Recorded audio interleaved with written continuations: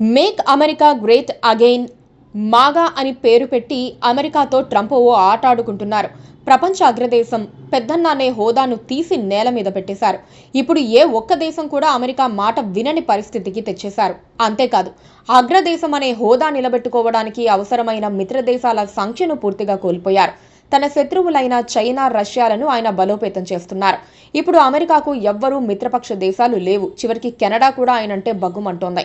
ప్రపంచ పెద్దన్నగా పై స్థాయిలో ఉండాల్సిన అమెరికాను ట్రంప్ పాతాళానికి తీసుకుపోతున్నారు. ఆ దేశానికి ఇప్పుడు నమ్మకమైన మిత్రపక్షం ఒక్కటీ లేదు. ట్రంప్ పదవి చేపట్టక ముందు నుంచి స్నేహితుల్నే టార్గెట్ చేశాడు. తమతో సరిహద్దులు పంచుకునే దేశాలతో పరాచికాలాడాడు. Canada, Mexico, Panama, Denmark, Colombia వంటి సాంప్రదాయ మిత్ర దేశాలపై కఠిన వైఖరి అవలంబించారు. కెనడాను కలిపేసుకుంటానంటూ ఎగతాళి చేశారు. 25% టారిఫ్లు వేశాడు. పనామా కాలువను తిరిగి స్వాధీనం చేసుకోవాలని బెదిరించడం వంటి చర్యలు మిత్ర దేశాలతో సంబంధాలను దెబ్బతీశాయి. పాకిస్తాను మిత్రపక్షం అనుకుంటోన్న ట్రంప్ అసలు చైనా గుప్పెట్లో పాకుందన్న సంగతి గుర్తించలేకపోతున్నారు. ఇక టారిఫ్లతో భారత్ వంటి మిత్ర దేశాలను దూరం చేసుకున్నారు. ఇప్పుడు భారత్కు రష్యా మరింత దగ్గరైంది. సాధారణంగా అధ్యక్షుల స్థాయి వ్యక్తులతోనే సమావేశమయ్యే పుతిన్ భారత రక్షణ సలహాదారు దోవల్తో మాస్కోలో సమావేశమయ్యారు.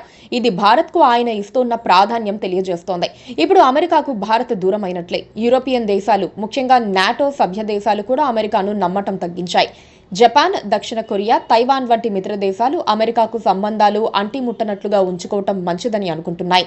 అదే చేస్తున్నాయి. ట్రంప్కు ఎదురుపడటం లేదు, పట్టించుకోవటం లేదు. అమెరికా తన ధనబలంతో ఐక్యరాజ్య సమితి ద్వారా ఇతర దేశాలకు కొంత సాయం చేసేది. ఆయా దేశాలను తమ గ్రిప్లో ఉంచుకునేది. వాటిని ట్రంప్ ఉపసంహరించేసుకున్నారు. యుఎస్ ఎయిడ్ మొత్తాన్ని ఆపేశారు. ఫలితంగా అమెరికా మానవతా సహాయ కార్యక్రమాలు దెబ్బతిన్నాయి.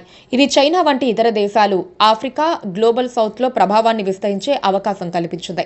ఇప్పుడు చైనా ఆయా దేశాలకు సాయం చేస్తూ తన పలుకుబడి పెంచుకుంటోంది.